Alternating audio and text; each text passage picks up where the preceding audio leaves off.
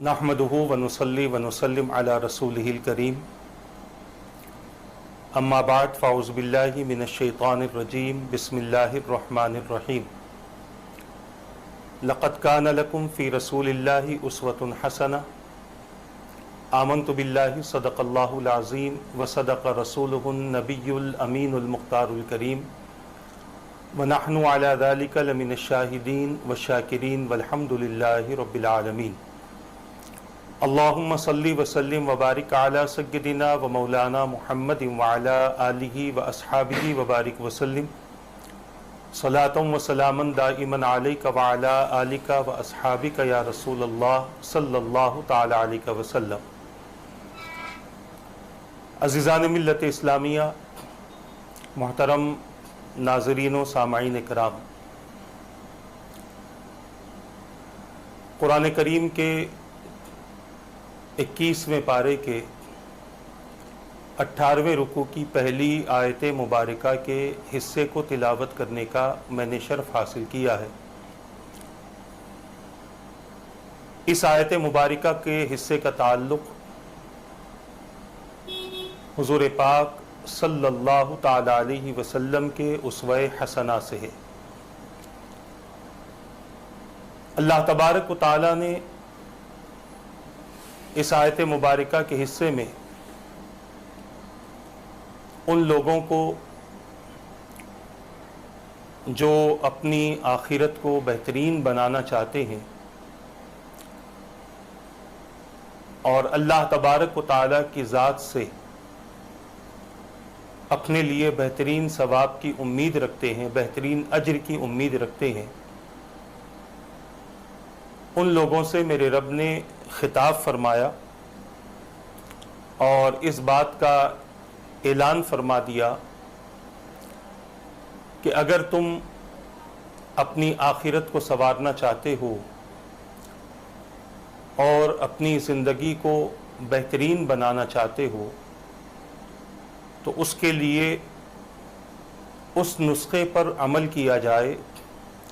जो नुस्खा तुम्हारी ज़िंदगी और तुम्हारी आखिरत में बेहतरीन तौर पर कारगर साबित हो सकता है। रब्बे कदीर का एहसान है कि उस ज़ात पाक ने हमें अपने हबीब पाक सल्लल्लाहु ताला अलैहि वसल्लम की उम्मत में पैदा किया और हुज़ूर अकरम सल्लल्लाहु ताला अलैहि वसल्लम का उम्मती होना ये बड़े शरफ़ की बात है, बड़ी अज़मत वाली बात है, बड़ी इज़्ज़त वाली बात है। इसलिए कि हुज़ूर अकरम सल्लल्लाहु ताला अलैहि वसल्लम का उम्मती बनने के लिए साबिक़ में अंबियाए किराम ने अल्लाह तबारक व तआला की बारगाह में दुआएं की है। हुज़ूर अकरम सल्लल्लाहु ताला अलैहि वसल्लम के उम्मती होने का मतलब ये है कि अल्लाह तबारक व तआला ने हुज़ूर की निस्बत से हुज़ूर की उम्मत को बहुत ज़्यादा एज़ाज़ात बख्शे हैं, बहुत ज़्यादा इनामात देने का वादा फरमाया है। मुख्तसर से अमल से बहुत ज़्यादा सवाब के हुसूल का तज़किरा भी किया गया। रसूल अकरम सल्लल्लाहु ताला अलैहि वसल्लम अल्लाह तबारक व तआला के महबूब रसूल हैं, अल्लाह तबारक व तआला के आखिरी रसूल हैं। हुज़ूर अकरम सल्लल्लाहु ताला अलैहि वसल्लम की बेसत के बाद और आपके तशरीफ़ लाने के बाद अल्लाह तबारक व तआला ने नबुव्वत के सिलसिले को आप ही पर मुकम्मल फरमा दिया। मेरे आका सल्लल्लाहु ताला अलैहि वसल्लम का इस फर्शगीती पर तशरीफ़ लाना, उसके मकासिद कुरान करीम में अल्लाह तबारक व तआला ने कई मकामात पर बयान फरमाए कि ये रसूल तुम्हारे दरमियान में क्यों तशरीफ़ लाए हैं और इनकी बेसत का मकसद क्या है। आज हमारी हालत ये है कि हमने हुज़ूर अकरम सल्लल्लाहु ताला अलैहि वसल्लम की ज़ात मुबारका से सिर्फ़ आपकी मिलाद और आपकी विलादत के तज़किरे लिए हैं, हालांकि हुज़ूर अकरम सल्लल्लाहु ताला अलैहि वसल्लम के बेसत के जो मकासद कुरान करीम ने बयान फरमाए, उसमें से एक मकसद ये है कि अल्लाह तबारक व तआला के बंदों तक अल्लाह तबारक व तआला के कलाम को पहुँचाना। एक मकसद ये है कि अल्लाह के बंदों को किताब व हिकमत की तालीम देना, और एक मकसद ये है कि अल्लाह तबारक व तआला के बंदों का तज़किये नफ्स करना और उन बातों को बताना, उन बातों का पहुंचाना जिन बातों का बंदों के पास में इल्म नहीं है। हुजूर अकरम सल्लल्लाहु ताला अलैहि वसल्लम की तशरीफ़ आवरी से क़ब्ल दुनिया में लोग बसते थे, इंसान अपनी ज़िंदगी गुजार रहा था, तिजारतें भी होती थी, शादी ब्याह भी होते थे, मामलात भी होते थे, एक दूसरे से रिश्तेदारियां भी कायम की जाती थी, लोगों के यहाँ औलादें भी होती थी, लोग एक मकाम से दूसरे मकाम पर सफ़र भी करते थे, आपस में उनके सही ताल्लुकात भी होते थे, आपस में उनकी लड़ाइयाँ भी होती थी। गर्ज़ के एक इंसान की ज़िंदगी में पैदा होने से लेकर मरने तक बहुत सारी चीज़ें नुमायाँ होती है और बहुत सारी चीज़ों से इंसान का सामना होता है। हुजूर अकरम सल्लल्लाहु ताला अलैहि वसल्लम की तशरीफ़ आवरी से क़ब्ल जो लोग इस कायनात में रहते और बसते थे, ज़िंदगियाँ गुज़र रही थी, लोग पैदा भी होते थे, एक उम्र गुजारने के बाद मर भी जाते थे, मगर ज़िंदगी का कोई उनके यहाँ मकसद नहीं था, बेमकसद ज़िंदगी गुज़रती थी, बग़ैर मतलब के ज़िंदगी गुजारते थे, और हर किसी का एक अपना नज़रिया था ज़िंदगी गुजारने का, एक अपनी सोच और एक अपनी फ़िक्र थी ज़िंदगी गुजारने की। ऐसी ज़िंदगी गुजरती थी जिसमें इंसानियत कम थी, हैवानियत ज़्यादा थी, अमन कम था, जुल्म ज़्यादा था, सुकून कम था, बेचैनी बेकरारी ज़्यादा थी। इसका सबसे बड़ा जो हम उसे नुकसान कहें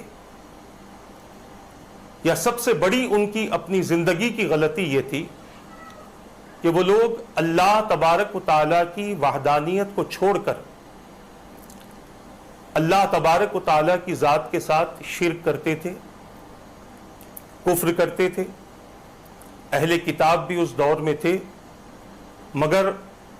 उनकी किताबों का जो असल इल्म था, उस असल इल्म को उन्होंने ख़त्म करके अपनी मर्ज़ी के मुताबिक किताबों में तहरीफ कर ली थी और अपनी मर्ज़ी के मुताबिक किताबों में उस वक्त के उलमा को रिश्वत देकर अहकाम लिखवा लेते थे, ताकि उनका किया हुआ किसी को गलत महसूस ना हो, बल्कि ये समझे कि ये सारी चीज़ें किताब में लिखी हुई हैं। अज़ीज़ान मिल्लत इस्लामिया, अल्लाह तबारक व तआला ने अपने बंदों पर रहम फरमाया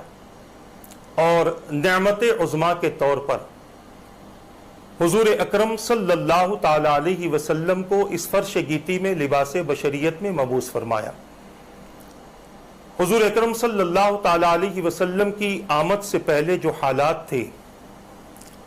वो हालात किसी से छुपे हुए नहीं है।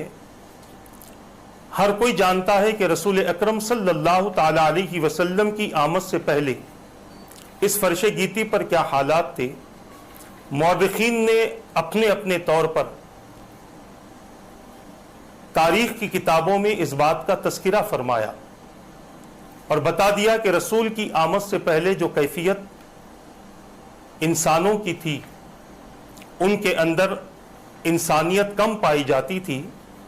और बहुत ज़्यादा दरिंदगी का वो लोग शिकार थे, जिसकी बुनियाद पर उनकी ज़िंदगियाँ गुजरती थी, मगर आपस में उनके पास में रहम व करम नहीं था। आपस में उनके पास में एक दूसरे से मोहब्बतें बाकी नहीं थी, एक दूसरे से उखुव्वत और एक दूसरे से रिश्ते बाकी नहीं थे, बल्कि आलम यह था कि शौहर होता तो अपनी बीवी पर जुल्म करता اولاد اپنے ماں باپ کی مخالف ہوتی اور بڑی مشکل سے انسانوں کے اندر کچھ انسانیت باقی رہی تھی اور کچھ انسان اللہ تبارک و تعالیٰ کے بعض احکام کے مطابق، یعنی جو سابقہ کتابوں میں احکام تھے اس احکام کے مطابق زندگی گزارنے کی کوششیں کرتے، مگر اکثریت ان لوگوں کی تھی جنہوں نے انسانیت کو پس پش ڈال دیا تھا اور حیوانیت کا غلبہ ان پر آ چکا تھا۔ عزیزان ملت اسلامیہ، اللہ تبارک و تعالیٰ نے اپنے حبیب پاک صلی اللہ تعالیٰ علیہ وسلم کو اس فرش گیتی پر لباس بشریت میں مبعوث فرمایا تاکہ اللہ تبارک و تعالیٰ کے وہ بندے کہ جن کو دین اور اسلام کا پتہ نہیں ہے اور جن کو حقائق کا پتہ نہیں ہے، جن کے نزدیک صحیح زندگی نہیں ہے، حضور اکرم صلی اللہ تعالی علیہ وسلم کی آمد کی وجہ سے ان کے اندر وہ خوبیاں پیدا ہو جائیں کہ جن خوبیوں کی وجہ سے انسان اعلیٰ اور اشرف کہلائے۔ ورنہ تو عالم یہ تھا کہ ظلم اپنی انتہا پر تھا، جبر اپنی انتہا پر تھا، غریبوں کے ساتھ میں بدسلوکی اور غریبوں کو بالکل کمزور بنا کر رکھنا اپنی انتہا پر تھا، اور ہر طرح کی فواحشات، ہر طرح کے منکرات عروج پر تھے۔ رسول اکرم صلی اللہ تعالی علیہ وسلم کی آمد کے بعد میرے آقا صلی اللہ تعالی علیہ وسلم نے ان کے سامنے اس انداز سے زندگی گزاری کہ لوگوں نے حضور اکرم صلی اللہ تعالی علیہ وسلم کی سیرت دیکھ کر، آپ کے طریقے کو دیکھ کر، آپ کے حسن اخلاق کو دیکھ کر، آپ کے معاملات کو دیکھ کر اور آپ کی ساری حیات مبارکہ کو دیکھ کر آپ سے مانوس ہونے لگے اور آپ سے قریب ہونے لگے۔ اور ایک وقت وہ آیا کہ میرے آقا صلی اللہ تعالی علیہ وسلم نے اعلان نبوت فرمایا، جس کے بعد لوگ کفر سے نکلنے لگے، اسلام میں داخل ہونے لگے، غیر شرعی امور کو چھوڑ کر شریعت کے پابند ہونے لگے، اپنے مزاج کو ختم کر کے اللہ کے قانون سے وابستہ ہونے لگے اور اپنی زندگی سے برائیوں کو نکال کر اپنی زندگیوں کو خیر والی بنانے لگے، اچھی بنانے لگے۔ یہ حضور اکرم صلی اللہ تعالی علیہ وسلم کی صحبت کا نتیجہ تھا۔ آج ہم نے جس عنوان کا انتخاب کیا ہے اس عنوان کا تعلق حضور اکرم صلی اللہ تعالی علیہ وسلم کی سیرت مبارکہ سے ہے۔ عزیزان ملت اسلامیہ، حضور اکرم صلی اللہ تعالی علیہ وسلم کی سیرت مبارکہ ہر دور میں ہر فرد کی ضرورت ہے، ہر دور میں ہر قوم کی ضرورت ہے، ہر دور میں ہر جماعت کی ضرورت ہے، ہر دور میں ہر انفرادی زندگی گزارنے والے کی ضرورت ہے، ہر دور میں اجتماعی زندگی گزارنے والے کی ضرورت ہے، ہر دور کے لیڈر کو حضور کی سیرت کی ضرورت ہے، ہر دور کے حاکم کو حضور کی سیرت کی ضرورت ہے، ہر دور کے اعلیٰ شخصیت کو حضور کی سیرت کی ضرورت ہے، ہر دور کے استاذ کو، ہر دور کے والد کو، ہر دور کے اولاد کو، ہر دور کے سرپرستوں کو میرے آقا صلی اللہ تعالی علیہ وسلم کی سیرت کی ضرورت ہے۔ دنیا میں کوئی فرد ایسا نہیں ہے جو اپنے آپ کو حضور کی سیرت سے خالی رکھ کر بلند مرتبے تک پہنچا سکتا ہو،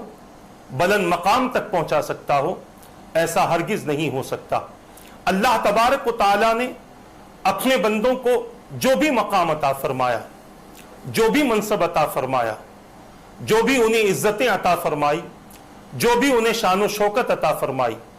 یہ سب کچھ میرے آقا صلی اللہ تعالی علیہ وسلم کی صحبت بابرکت کا نتیجہ رہا۔ حضور اکرم صلی اللہ تعالی علیہ وسلم نے اپنی حیات مبارکہ میں ایک ایسا نمونہ اپنی امت کے لیے پیش فرمایا ہے جو نمونہ صرف اس دور کے لوگوں کے لیے کافی نہ تھا، بلکہ क़यामत तक हुजूर की उम्मत के लिए हुजूर अकरम सल्लल्लाहु ताला अलैहि वसल्लम का वो नमूना, हुजूर अकरम सल्लल्लाहु ताला अलैहि वसल्लम की वो सीरत क़यामत तक आने वाले तमाम बंदों के लिए काफ़ी है। एक लीडर अगर ये देखना चाहता है कि मुझे किस तरीके से रियाया के साथ बर्ताव करना चाहिए, तो वो दुनिया वालों को न देखे, वो दुनिया के लीडरों को न देखे, वो दुनिया के हाकिमों को न देखे, वो दुनिया के बादशाहों को और शहंशाहों को न देखे, बल्कि हुजूर अकरम सल्लल्लाहु ताला अलैहि वसल्लम की सीरत का मुताला करे कि मेरे आका सल्लल्लाहु ताला अलैहि वसल्लम ने सरबराह की हैसियत से किस तरीके से मेरे आका ने अपनी रिआया का ख्याल रखा, उनकी ज़रूरतों का ख्याल रखा, उनके हाजात का ख्याल रखा, उनके मामलात पर नज़र की और उनके मामलात को दुरुस्त करते रहे। हुजूर अकरम सल्लल्लाहु ताला अलैहि वसल्लम के सीरत मुबारका के इस पहलू को देखना ज़रूरी है। मगर आज अगर किसी को कोई ओहदा मिल जाता है तो वो उस ओहदे में इतना तकब्बुर और फ़ख्र वाला बन जाता है कि उसे अपने से नीचे वाले कोई नज़र नहीं आते, और अगर नज़र भी आते हैं तो उन्हें नीची नज़रों से देखा जाता है, उन्हें अपने बराबर कभी तस्लीम करने की कोशिश नहीं की जाती, उन्हें अपनी हैसियत के बराबर नहीं माना जाता, बल्कि उन्हें कमज़ोर समझकर उन पर और ज़्यादा जुल्म करते हुए उनकी तमाम तर परेशानियों को और ज़्यादा बढ़ाने की कोशिशें की जाती हैं। हालांकि चाहिए था कि तमाम तर उनकी परेशानियों को दूर किया जाए। मेरे प्यारे आका सल्लल्लाहु ताला अलैहि वसल्लम के प्यारे दीवानों, हुजूर अकरम सल्लल्लाहु ताला अलैहि वसल्लम की सीरत हर दौर में इसलिए भी ज़रूरी है कि रसूल अकरम सल्लल्लाहु ताला अलैहि वसल्लम की सीरत की वजह से लोगों में इनकलाब पैदा होता है, माहौल में इनकलाब पैदा होता है, मुआशरे में इनकलाब पैदा होता है, मुल्क में और दुनिया में इनकलाब पैदा होता है। आज हुजूर अकरम सल्लल्लाहु ताला अलैहि वसल्लम की मोहब्बत के साथ साथ हुजूर की सीरत से भी लोगों को दूर किया गया। बहुत सारे ऐसे लोग हैं जो ज़ाहिरी तौर पर मुसलमान हैं, मगर उनका कल्बी ताल्लुक हुजूर अकरम सल्लल्लाहु ताला अलैहि वसल्लम से नहीं है। ये बात जहन में रख ले। और ऐसे बाज अफराद भी हैं कि जो ज़ाहिरी तौर पर हुजूर की सीरत से वाबस्ता तो हैं, मगर दिल उनका हुजूर अकरम सल्लल्लाहु ताला अलैहि वसल्लम से कोई ताल्लुक नहीं रखता। हम अगर सहाबे किराम अलैहिम रिज़वान की जिंदगी का जायजा लें तो हमें इस बात का पता चलता है कि मेरे आका सल्लल्लाहु ताला अलैहि वसल्लम से सहाबा ने सिर्फ ज़ाहिरी मोहब्बतें नहीं फरमाई, बल्कि सहाबे किराम का हुजूर अकरम सल्लल्लाहु ताला अलैहि वसल्लम से बातिनी लगाव भी बहुत था, रूहानी लगाव भी बहुत था। इसीलिए आप देखें उन्होंने अपने ज़ाहिर को हुजूर अकरम सल्लल्लाहु ताला अलैहि वसल्लम की सीरत के मुताबिक चमका दिया, हुजूर की सीरत के मुताबिक बना दिया, तो बातिन को भी हुजूर अकरम सल्लल्लाहु ताला अलैहि वसल्लम की मोहब्बत में वो तड़पाने लगे, हुजूर की अकीदत में वो तड़पाने लगे। यही वजह है कि सहाबे किराम अलैहिम रिज़वान के हवाले से सैकड़ों मिसालें हमें मिलती हैं जिसमें सहाबे किराम ने अपनी अकीदतों का इजहार हुजूर अकरम सल्लल्लाहु ताला अलैहि वसल्लम से किया, अपनी मोहब्बतों का इजहार हुजूर अकरम सल्लल्लाहु ताला अलैहि वसल्लम से किया, अपने ताल्लुकात का इजहार हुजूर अकरम सल्लल्लाहु ताला अलैहि वसल्लम से किया। सिर्फ ज़ाहिरी लगाव सहाबा का हुजूर अकरम सल्लल्लाहु ताला अलैहि वसल्लम से नहीं था, बल्कि बातिनी लगाव भी सहाबे किराम अलैहिम रिज़वान का हुजूर अकरम सल्लल्लाहु ताला अलैहि वसल्लम से था। जहां ज़ाहिरी जिंदगी को अपनाते हुए वो अल्लाह को राजी करना चाहते थे, वहीं पर हुजूर से अपने बातिन के साथ ताल्लुक रखते हुए हुजूर अकरम सल्लल्लाहु ताला अलैहि वसल्लम से रिश्ते गुलामी को वो मजबूत करना चाहते थे। अजीज़ान मिल्लत इस्लामिया, इंशाअल्लाह जब हम मिसालें देना शुरू करेंगे तो आपके सामने इस बात को रखने की कोशिश की जाएगी कि किस तरीके से सहाबा ने हुजूर अकरम सल्लल्लाहु ताला अलैहि वसल्लम से अपनी मोहब्बतों का, अपनी अकीदतों का इजहार फरमाया है। अजीज़ान मिल्लत इस्लामिया, आज मुझे ये अर्ज करना है कि रसूल अकरम सल्लल्लाहु ताला अलैहि वसल्लम के तशरीफ लाने से पहले कौम के क्या हालात थे, और हुजूर अकरम सल्लल्लाहु ताला अलैहि वसल्लम के तशरीफ लाने के बाद कौम के क्या हालात हुए, ऐलान नबूवत के बाद लोगों में किस कदर तब्दीलियां आई। हालांकि इस्लाम को कदम कदम पर चैलेंजेस थे, इस्लाम को कदम कदम पर लोग खत्म करने की कोशिश कर रहे थे, हुजूर अकरम सल्लल्लाहु ताला अलैहि वसल्लम के खिलाफ بغاوتیں شروع ہو چکی تھیں، اسلام کے خلاف بغاوتیں شروع ہو چکی تھیں، اور ان کی کوششیں یہ تھی کہ مسلمانوں کو اس قدر تنگ کیا جائے، اس قدر پریشان کیا جائے، اس قدر مصیبت میں گرفتار کیا جائے کہ مسلمان اپنے دین سے اور اپنے اسلام سے پھر جائیں۔ مگر تاریخ اس بات پر شاہد ہے کہ جتنے اسلام سے وابستہ ہوئے، دین سے وابستہ ہوئے، اللہ کے احکام سے وابستہ ہوئے، نبی کی سیرت اور نبی کی محبت سے انہوں نے اپنی وابستگی اختیار کی، تو پھر ان کی کیفیت یہ ہوئی کہ وہ اسلام سے نہیں بدلے، بلکہ ان کے بدلنے والے اپنی زندگی میں اسلام کے پابند ہو گئے اور اسلام کے چاہنے والے بن گئے۔ عزیزان ملت اسلامیہ، حضور اکرم صلی اللہ تعالی علیہ وسلم نے جو کچھ کیا اس کو سیرت کہتے ہیں، جو کچھ کہا اسے بھی سیرت کہتے ہیں، اور میرے آقا صلی اللہ تعالی علیہ وسلم نے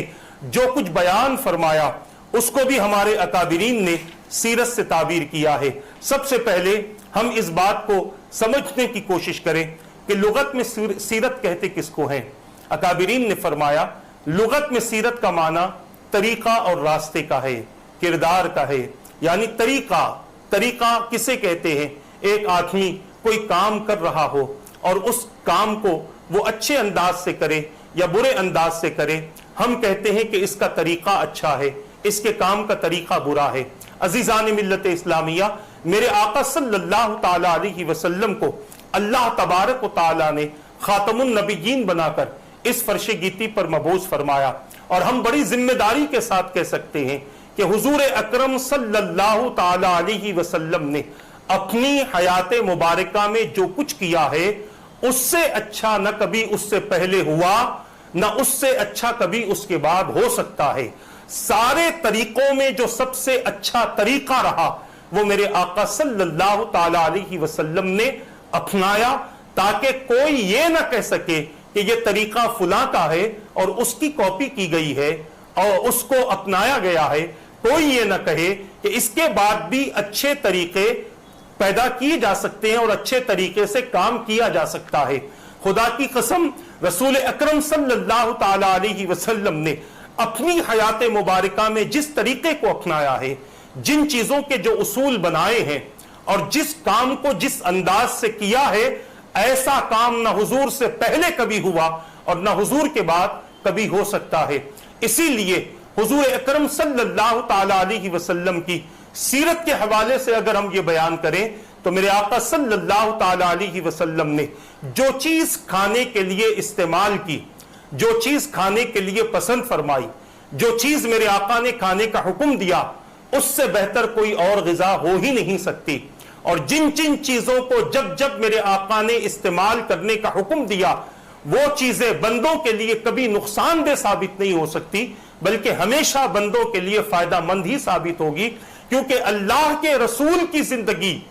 ایمان والوں کے لیے نہیں بلکہ کائنات میں بسنے والے ہر فرد کے لیے بہترین نمونہ ہے۔ حضور اکرم صلی اللہ تعالی علیہ وسلم نے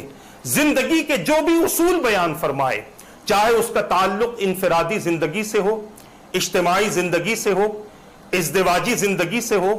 معاشی اور معیشت سے ہو، معاش اور معیشت سے ہو، سیاست سے ہو یا غزوات سے ہو، یا پھر کوئی بھی پہلو ہو زندگی کا، حضور اکرم صلی اللہ تعالی علیہ وسلم نے زندگی کے سب سے بہترین پہلو کو اپنی امت کے سامنے پیش فرما دیا۔ اب اگر کوئی امتی حضور کی حیات مبارکہ سے ان پہلوؤں کو لے کر اپنی زندگی پر غالب کرتا ہے، چاہے وہ معاملات میں ہو یا عبادات میں ہو، اپنی زندگی پر ان پہلوؤں کو غالب کرتا ہے تو اس کی زندگی بھی اچھی ہوتی ہے، اس کی عبادتیں بھی بہتر ہوتی ہے۔ آج ہماری عبادتیں ہمارے لیے فائدہ مند اس لیے ثابت نہیں ہو رہی ہے کہ عبادت تو ہو رہی ہے، فرائض تو ادا ہو رہے ہیں، مگر حضور اکرم صلی اللہ تعالی علیہ وسلم کی سیرت سے ہماری یہ عبادتیں خالی ہو گئی۔ ہم نے یہ نہیں دیکھا کہ حضور نے نماز کیسے ادا فرمائی، ہم نے یہ نہیں دیکھا کہ حضور نے وضو کیسے فرمایا، ہم نے یہ نہیں دیکھا کہ حضور اکرم صلی اللہ علیہ وسلم نے غسل کے کیا طریقے بیان فرمائے ہیں، ہم نے یہ نہیں دیکھا کہ حضور اکرم صلی اللہ تعالی علیہ وسلم نے عبادت سے پہلے کن آداب کا تذکرہ فرمایا ہے، عبادت سے پہلے کیا احکام بیان فرمائے ہیں کہ ہمارا لباس کیسا ہو، ہمارا بدن کیسا ہو، ہماری غذا کیسی ہو۔ عزیزان ملت اسلامیہ، عبادت کو سب سے بہتر بنانے کے لیے اچھی قرت کی ضرورت بعد میں پڑتی ہے، اچھی غذا کی ضرورت پہلے پڑتی ہے۔ جس عبادت سے پہلے بندہ حرام غذا کا استعمال کر لے تو پھر اس بندے کی عبادت میں نقص ہوتا ہے، اس بندے کی عبادت میں کمی واقع ہو جاتی ہے۔ میں عرض کرنا چاہتا ہوں، اس کی ہم تفصیل بیان کریں گے، صرف میں اشارے آپ کے سامنے دے رہا ہوں، ان اشاروں کو اپنے ذہن میں محفوظ رکھ لیں تاکہ جب آگے تفصیل بیان ہو عبادات کے تعلق سے اور معاملات کے تعلق سے تو یہ باتیں ہمارے ذہن نشین رہے اور ہم ان چیزوں کو اپنی زندگی میں اپنا کر ان چیزوں کو اپنی زندگی میں غالب کر لیں۔ ہم نے بہت سارے معاملات کیے ہیں، اپنی زندگی میں بہت سارے معاملات انجام دیتے ہیں، مگر ان معاملات کو انجام دینے سے وہ ہمیں اہمیت حاصل نہیں ہوتی، وہ عزتیں حاصل نہیں ہوتی، وہ کامیابی اور وہ کامرانی حاصل نہیں ہوتی جو حضور اکرم صلی اللہ تعالی علیہ وسلم کے دور میں حضور کے صحابہ کو حاصل ہوتی تھیں، اور ان کے بعد تابعین طب تابعین ائمہ مجتہدین کو جو مقام ملا تھا، اولیاء کاملین کو جو مقام ملا تھا، ان مقامات سے ہم عاری ہو چکے ہیں، ان مقامات سے ہم خالی ہو چکے ہیں۔ اس کی سب سے بڑی وجہ یہ ہے کہ ہم نے اپنی زندگی تو گزارنے کی کوشش تو کی ہے، مگر ہماری یہ زندگی سیرت النبی سے خالی ہے، طریق مصطفیٰ سے خالی ہے، اصول سیرت سے خالی ہے۔ اگر ہماری زندگی پر حضور اکرم صلی اللہ تعالی علیہ وسلم کی سیرت کا غلبہ آ جائے تو یقیناً ہمارے معاملات سب سے اچھے ہوں، ہماری عبادات سب سے اچھی ہوں، ہمارے معاملات میں جو ہماری زندگیوں کے جو مختلف پہلو ہیں وہ تمام کے تمام پہلو سب سے اچھے ہو جائیں۔ آج اسی سیرت کی ضرورت ہے جو سیرت ہمارے عمل میں انقلاب پیدا کرے، ہمارے اندر انقلاب پیدا کرے۔ آج اسی سیرت کی ہمیں ضرورت ہے، مگر آج اس سیرت سے ہم خالی ہیں۔ عزیزان ملت اسلامیہ، میلاد النبی صلی اللہ تعالی علیہ وسلم کے حوالے سے آپ اس بات کو ذہن میں رکھ لیں کہ حضور اکرم صلی اللہ تعالی علیہ وسلم کی سیرت پر عمل کیے بغیر ہماری زندگی ادھوری ہے، ہماری زندگی نقصان والی ہے، ہماری زندگی عیب والی ہے، ہماری زندگی خامیوں والی ہے، ہماری زندگی بے عزتی والی ہے، ہماری زندگی رسوائی اور ذلت والی ہے، کیونکہ ہماری زندگی میں رسول اکرم صلی اللہ تعالی علیہ وسلم کی سیرت نہیں ہے۔ اور اس سیرت کا تعلق صرف عبادات سے نہیں ہے، معاملات سے ہے، ہمارے جسم سے ہے، ہمارے جسم کے کپڑوں سے ہے، ہماری غذاؤں سے ہے، ہمارے اٹھنے بیٹھنے سے ہے، ہمارے سونے سے ہے، ہمارے کھانے پینے سے ہے، ہمارے چلنے پھرنے سے ہے، ہماری گفتگو سے ہے، اور اس طرح ہمارے کردار اور ہماری پوری زندگی سے حضور اکرم صلی اللہ تعالی علیہ وسلم کی سیرت کے نمونے چھلکنے چاہیے۔ اور جب تک ہمارے اندر یہ انقلاب پیدا نہیں ہوگا ہماری زندگی یقیناً کامیابی کی طرف نہیں جا سکتی۔ میرے پیارے آقا صلی اللہ تعالی علیہ وسلم کے پیارے دیوانوں، حضور اکرم صلی اللہ تعالی علیہ وسلم کے تشریف لانے کے بعد حالات کچھ اسی طرح ہوئے کہ میرے آقا صلی اللہ تعالی علیہ وسلم نے جو انقلاب اللہ کے بندوں کے اندر پیدا فرمایا اس کے متعلق اکابرین اس انداز سے رقم تراز ہیں کہ میرے آقا صلی اللہ تعالی علیہ وسلم کے تشریف لانے کے کئی مقاصد ہیں۔ ان میں ایک مقصد یہ ہے کہ بندہ کفر کی تاریکی سے نکل کر ایمان کی روشنی کی طرف آ جائے، بندہ اندھیروں سے نکل کر اجالے کی طرف آ جائے، بندہ عذاب سے نکل کر عذاب علیم سے نکل کر بندہ جنات النعیم کی طرف آ جائے، بندہ برائیوں سے نکل کر نیکیوں کی طرف آ جائے، ظلم سے نکل کر امن کی طرف آ جائے۔ یہ میرے آقا صلی اللہ تعالی علیہ وسلم کی آمد کا مقصد تھا، اور یہی وجہ تھی کہ حضور اکرم صلی اللہ تعالی علیہ وسلم جب تشریف لائے تو پھر میرے آقا صلی اللہ تعالی علیہ وسلم اس انداز سے تشریف لائے کہ ایک مکمل قانون آپ کے ساتھ تھا، ایک مکمل تعلیم آپ کے ساتھ تھی، ایک مکمل پیغام آپ کے ساتھ تھا، ایک مکمل احکام آپ کے ساتھ تھے۔ یہ احکام قرآن کی صورت میں تھے، یہ قرآن ذات مصطفیٰ کی عملی زندگی کی صورت میں تھے، یہ احکام حضور کے اصول کی صورت میں تھے، یہ احکام حضور کی سیرت کی صورت میں تھے۔ ان تمام احکامات کے ساتھ جب حضور اکرم صلی اللہ تعالی علیہ وسلم تشریف لائے تو آپ نے ظلم کو عدل سے تبدیل فرما دیا، ناانصافی کو انصاف سے تبدیل فرمایا، ایک دوسرے کے اختلاف اور امتیازات کو میرے آقا نے مساوات سے تبدیل فرمایا۔ اسی طرح حضور اکرم صلی اللہ تعالی علیہ وسلم نے اللہ کے بندوں میں اعتماد پیدا فرمایا، ان کے اندر سے جو خامیاں تھی، جو کمیاں تھی، حضور نے ان تمام چیزوں کو نکال دیا اور ان کے اندر میرے آقا صلی اللہ تعالی علیہ وسلم نے اعتماد پیدا فرمایا۔ حضور کی آمد سے پہلے کچھ لوگ ایسے تھے جو رہبانیت کی زندگی گزار رہے تھے، یعنی انہوں نے دنیا کو چھوڑ دیا تھا، غاروں میں رہتے تھے، عبادتوں میں مصروف رہتے تھے، یا پھر دنیا میں رہ کر دنیا سے کٹ کر رہا کرتے تھے۔ میرے آقا صلی اللہ تعالی علیہ وسلم نے ایسے راہبوں کے سامنے رہبانیت کے بجائے ربانیت کو پیش فرمایا کہ تم اللہ تبارک و تعالی کی عبادت کرو۔ اور اس دور میں بادشاہت کا دورہ تھا، میرے آقا صلی اللہ تعالی علیہ وسلم نے خلافت کی آواز لگائی اور اعلان فرما دیا۔ میرے آقا صلی اللہ تعالی علیہ وسلم نے اس بات کو ظاہر فرما دیا، بادشاہ وہ ہوتا ہے جو ضدی ہوتا ہے، بادشاہ وہ ہوتا ہے جو اپنی باتوں کو منواتا ہے، بادشاہ وہ ہوتا ہے جو کسی کی سنتا نہیں ہے، اس کے برخلاف خلیفہ وہ ہوتا ہے جو رعایا کی سنتا بھی ہے، رعایا کی باتوں کو پورا بھی کرتا ہے، رعایا کے شانہ بشانہ مل کر ان کے ساتھ میں اپنی زندگی گزارا کرتا ہے۔ میرے پیارے آقا صلی اللہ علیہ وسلم کے پیارے دیوانوں، اسی طرح میرے آقا صلی اللہ تعالی علیہ وسلم نے اپنی امت کے سامنے بہت ساری چیزوں کو پیش فرمایا، اور ایسے لوگ جو غاروں میں جا کر عبادتیں کرتے تھے اور وہ سمجھتے تھے کہ یہیں پر عبادتیں ہو سکتی ہیں، میرے آقا صلی اللہ تعالی علیہ وسلم نے ایسے لوگوں کے لیے مساجد کا اہتمام فرمایا اور بتا دیا کہ زمین کے جس حصے پر تم سجدہ کرو گے اللہ تبارک و تعالیٰ تمہارے سجدوں کو قبول فرمائے گا۔ حاکم و محکوم کا فرق میرے آقا نے مٹا دیا۔ اس وقت میں آقا و غلام کا جو سب سے بڑا فرق تھا، اس وقت میں امیر اور غریب کا جو سب سے بڑا فرق تھا، اس دور میں سردار اور رعایا کا جو سب سے بڑا فرق تھا، میرے آقا صلی اللہ تعالی علیہ وسلم نے اس فرق کو مٹا کر بتا دیا کہ اے لوگو، تم سب ایک ہی ماں باپ کی اولاد ہو، نہ کسی گورے کو کالے پر فضیلت ہے، نہ کسی کالے کو گورے پر فضیلت ہے، نہ کسی عربی کو عجمی پر فضیلت ہے، نہ کسی عجمی کو عربی پر فضیلت ہے۔ اللہ کے یہاں تم میں سب سے مقدس اور محترم وہ ہے جو سب سے زیادہ متقی ہے۔ یہ میرے آقا صلی اللہ تعالی علیہ وسلم کی دعوت تھی، اور اسی دعوت کے تحت میرے آقا نے اپنی امت کو جمع فرمایا۔ اس میں سردار بھی آئے، اس دعوت کے تحت مالدار بھی آئے، اس دعوت کے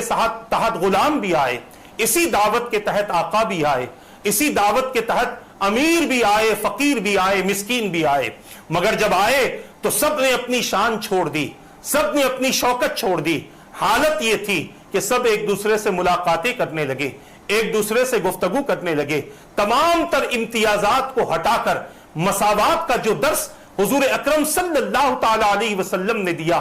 اس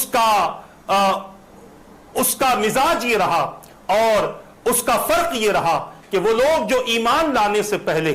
ایک دوسرے کو دیکھنا یا ایک دوسرے کے ساتھ بیٹھنا پسند نہیں کرتے تھے، میرے آقا صلی اللہ تعالی علیہ وسلم کی صحبت بابرکت نے ان کی زندگیوں کو تبدیل فرما دیا۔ عزیزان ملت اسلامیہ، میرے آقا صلی اللہ تعالی علیہ وسلم نے ایک اور ان کے اندر یہ تبدیلی پیدا فرمائی کہ جو لوگ اپنی نظروں کو صرف آسمانوں پر رکھتے تھے، زمین سے اوپر اٹھ کر چلا کرتے تھے، حضور اکرم صلی اللہ تعالی علیہ وسلم نے انہیں سہارا دے کر زمین پر بٹھایا، اور پھر ان کا جو مزاج تھا، ان کا جو تکبر تھا، ان کا جو فخر تھا، ان کا جو گھمنڈ تھا، حضور اکرم صلی اللہ تعالی علیہ وسلم نے ان تمام چیزوں کو ختم فرمایا۔ بتانے کا مقصد یہ ہے کہ رسول اکرم صلی اللہ تعالی علیہ وسلم اپنی امت کے درمیان صرف اس لیے تشریف نہیں لائے کہ امت کلمہ پڑھ کر مسلمان ہو جائے، پھر اپنی مرضی کے مطابق زندگی گزارے۔ عزیزان ملت اسلامیہ،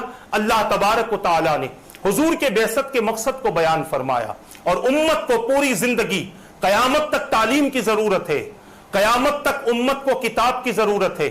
قیامت تک امت کو تزکیہ نفس کی ضرورت ہے۔ لہٰذا جو اللہ تبارک و تعالیٰ کے کلام سے، اللہ کے مقدس کلام سے جو اپنی زندگی کو بامقصد بنا سکتا ہے وہ اپنی زندگی کو بامقصد بنا لے، مگر اس کے باوجود اپنی زندگی کو صحیح اور درست کرنے کے لیے اسے حضور اکرم صلی اللہ تعالی علیہ وسلم کے طور طریقے کی سب سے زیادہ ضرورت پڑتی ہے۔ صحابہ کرام علیہ رضوان کے زمانے میں قرآن نازل ہوتا تھا، اگر قرآن ہی کافی ہوتا تو قرآن یہ نہ کہتا لَقَدْ كَانَ لَكُمْ فِي رَسُولِ اللَّهِ أُسْوَةٌ حَسَنَةٌ، قرآن ہی کافی ہوتا تو قرآن یہ نہ کہتا کہ لَقَدْ مَنَّ اللَّهُ عَلَى الْمُؤْمِنِينَ إِذْ بَعَثَ فِيهِمْ رَسُولًا مِّنْ أَنفُسِهِمْ يَتْلُو عَلَيْهِمْ آيَاتِهِ وَيُزَكِّيهِمْ وَيُعَلِّمُهُمُ الْكِتَابَ وَالْحِكْمَةَ،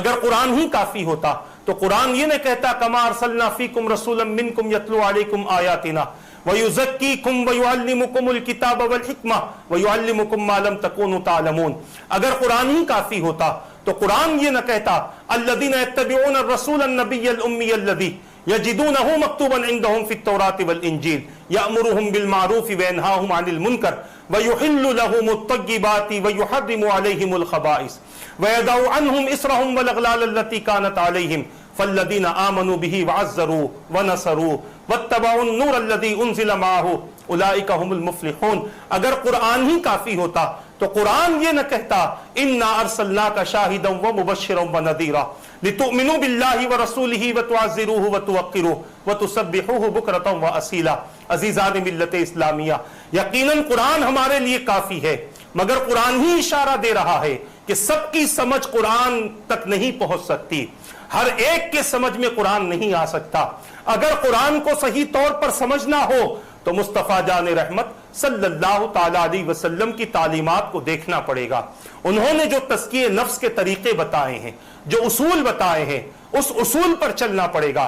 آج وہ اصول باقی نہ رہنے کی وجہ سے ہر شخص کو لوگ ولی سمجھتے ہیں، ہر 10 انگوٹھی پہننے والے کو لوگ اللہ کا محبوب بندہ سمجھتے ہیں، رنگ برنگے لباسوں کو دیکھ کر لوگ ان پر فریفتہ ہو جاتے ہیں۔ اگر قرآن کی تعلیم کے ذریعے حضور اکرم صلی اللہ تعالی علیہ وسلم کی سیرت کا مطالعہ کیا جائے تو میرے آقا صلی اللہ تعالی علیہ وسلم نے تزکیہ نفس کے جو اصول بیان فرمائے ہیں کہ کون اللہ کا محبوب بندہ ہے، کون اللہ کا مقرب ہو سکتا ہے، کون اللہ کا ولی ہو سکتا ہے، کون اللہ تبارک و تعالیٰ کے مقربین میں شامل ہو سکتا ہے، کون سا بندہ عالم ہے، کون سا بندہ متقی ہے، کون سا بندہ مفتی ہے، کون سا بندہ پڑھا لکھا سمجھدار ہے، یہ سب کچھ جاننا ہو تو حضور اکرم صلی اللہ تعالی علیہ وسلم کی سیرت کا مطالعہ کرنا پڑے گا۔ عزیزان ملت اسلامیہ، حضور نے تزکیہ نفس کے طریقے بتائے، تقوی کے اصول حضور نے بیان فرمائے،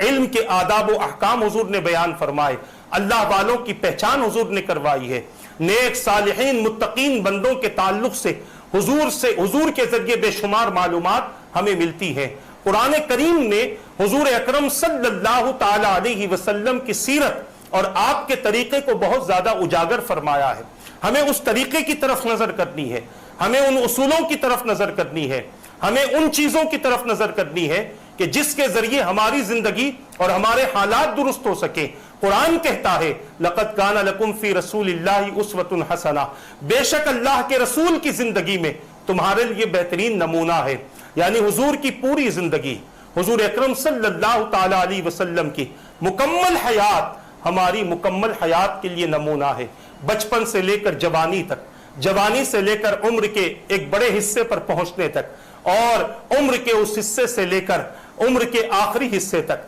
کوئی دن، کوئی وقت، کوئی لمحہ ایسا نہیں ہے جس کو اللہ تبارک و تعالیٰ نے حضور اکرم صلی اللہ تعالی علیہ وسلم کی سیرت سے خالی رکھا ہو۔ یہ بات صحیح ہے کہ میرے آقا صلی اللہ تعالی علیہ وسلم نے اعلان نبوت اپنی عمر پاک کے 40ویں سال فرمایا ہے، مگر حضور اکرم صلی اللہ تعالی علیہ وسلم کی اس اعلان نبوت سے پہلے والی بھی زندگی محفوظ ہے، یہاں تک کہ محفوظ ہے کہ حضور اکرم صلی اللہ علیہ وسلم کب تولد ہوئے، میرے آقا کی ولادت باسعادت کب ہوئی، کون سے دن ہوئی، کس سن میں ہوئی، اور کس سن میں ہوئی، کس وقت میں ہوئی، وہ وقت بھی محفوظ ہے۔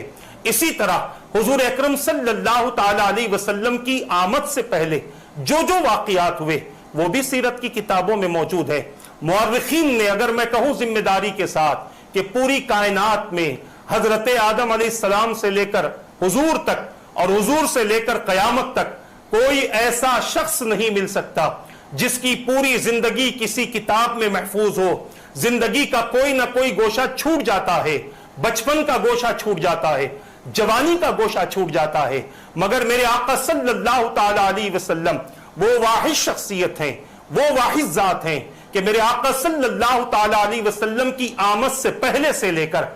میرے آقا کی آمد تک اور میرے آقا کی ولادت مبارکہ سے لے کر میرے آقا کے وصال مبارک تک حضور کے نہ دن کا کوئی عمل امت سے چھپایا گیا اور نہ رات کا کوئی عمل حضور کا امت سے چھپایا گیا. عزیزان ملت اسلامیہ، یہ رسول اکرم صلی اللہ تعالی علیہ وسلم کی حیات مبارکہ ہے کہ آپ کے گھر کے باہر والے اعمال بھی لوگوں کے سامنے حضور کی سیرت کے حوالے سے ظاہر کیے گئے اور گھر کے اندر والے اخلاق و عادات بھی حضور اکرم صلی اللہ تعالی علیہ وسلم کی ازواج مطہرات کے ذریعے اللہ کے بندوں تک حضور اکرم صلی اللہ علیہ وسلم کا یہ پیغام لوگوں تک پہنچایا گیا تاکہ لوگ اپنی زندگی میں، اپنی زندگی کے کسی بھی پہلو میں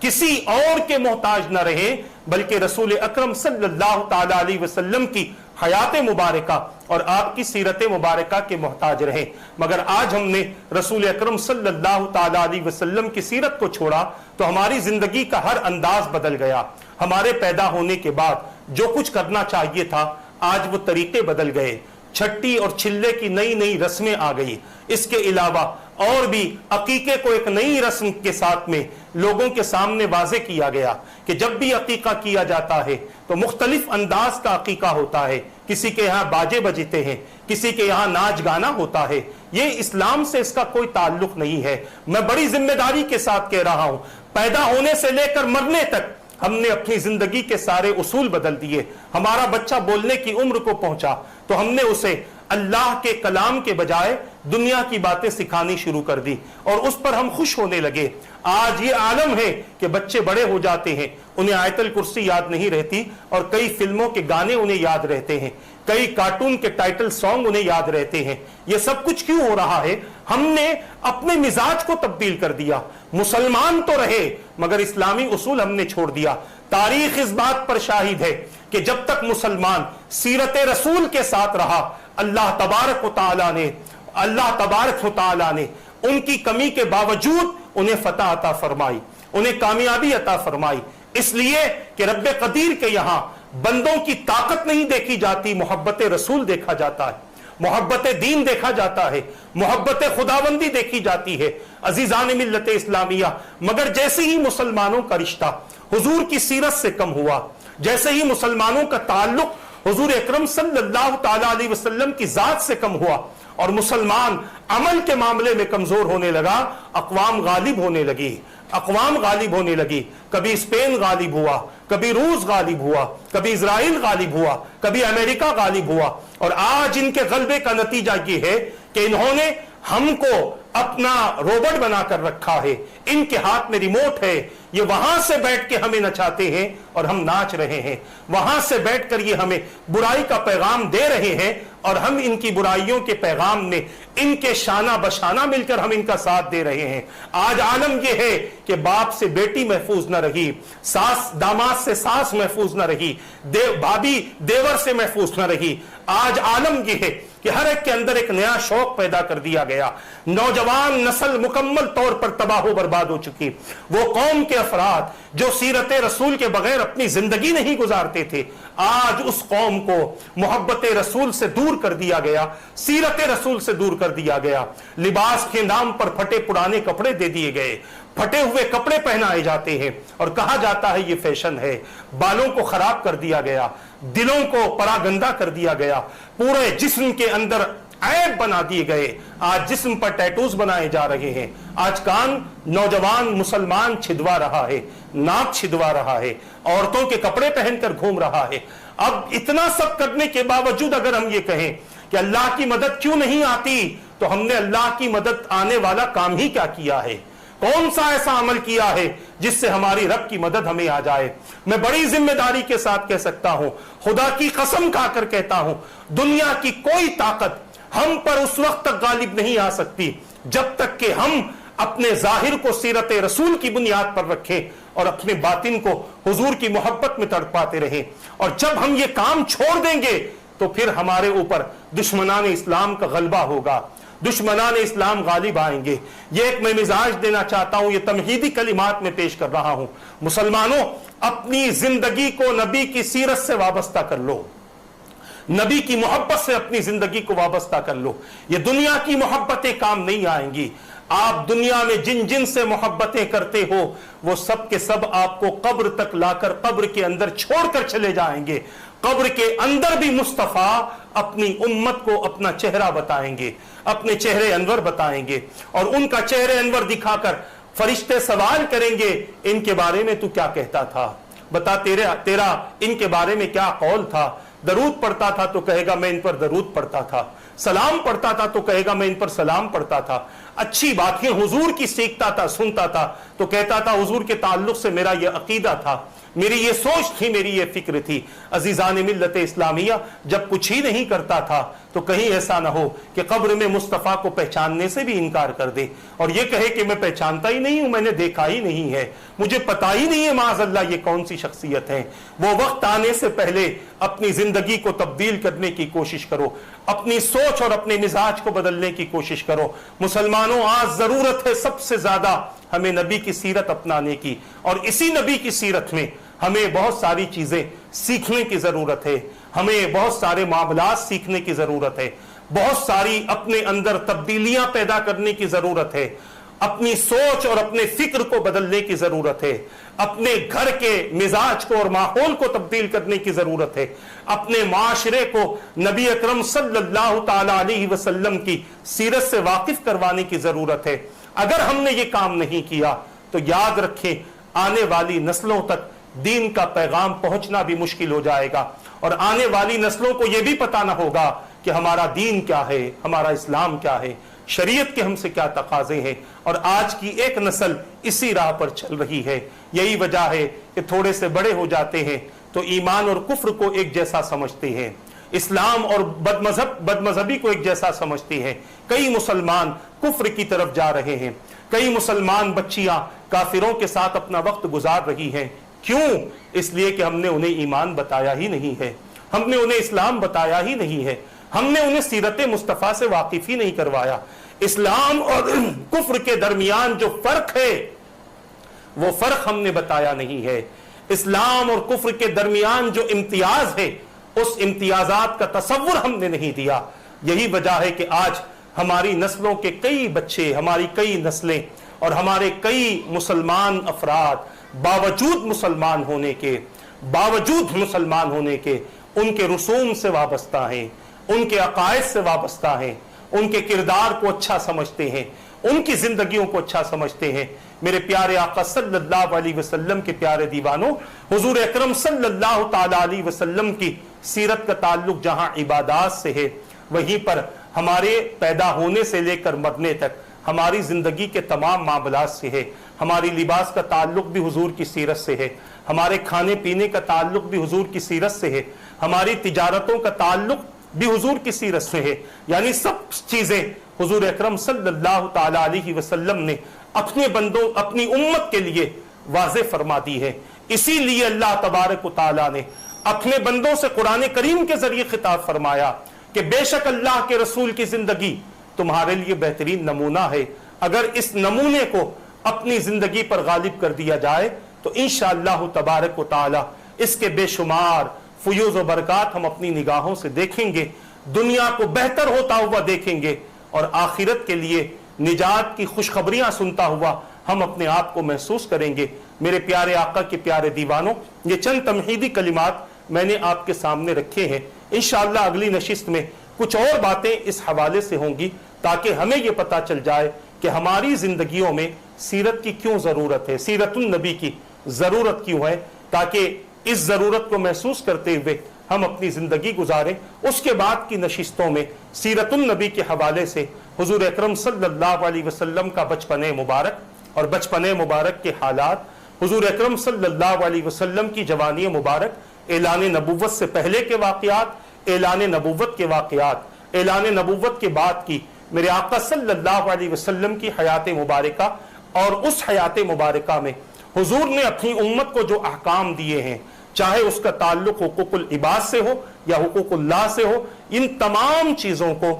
اپنے علم کے مطابق اجاگر کرنے کی کوشش کی جائے گی۔ بس آپ صرف سنیں نہیں بلکہ اس پر عمل کرنے کی کوشش بھی کرتے رہیں۔ اللہ تبارک و تعالیٰ سے دعا ہے کہ رب قدیر جو کچھ کہا گیا کہنے میں غلطی ہو تو اپنے حبیب کے صدقے معاف فرما دے، ان باتوں پر مجھے اور ان سب کو عمل کرنے، دوسروں تک پہنچانے کی توفیق عطا فرما، اپنے اور اپنے حبیب کی رضا والی زندگی نصیب فرما دے، حضور کی سیرت کو اپناتے ہوئے مولا ہمیں زندگی عطا فرما دے اور ہمیں کامیاب زندگی عطا فرما دے اور کامیابی نجات والی موت عطا فرما دے، اور کل بروز قیامت حضور کی سیرت کے ذریعے ہماری نجات پیدا فرما دے۔ ہمارے مرحومین کی مغفرت فرما، بیماروں کو شفا عطا فرما، برحمتک یا ارحم الراحمین، وما علینا الا البلاغ۔ السلام علیکم ورحمۃ اللہ وبرکاتہ۔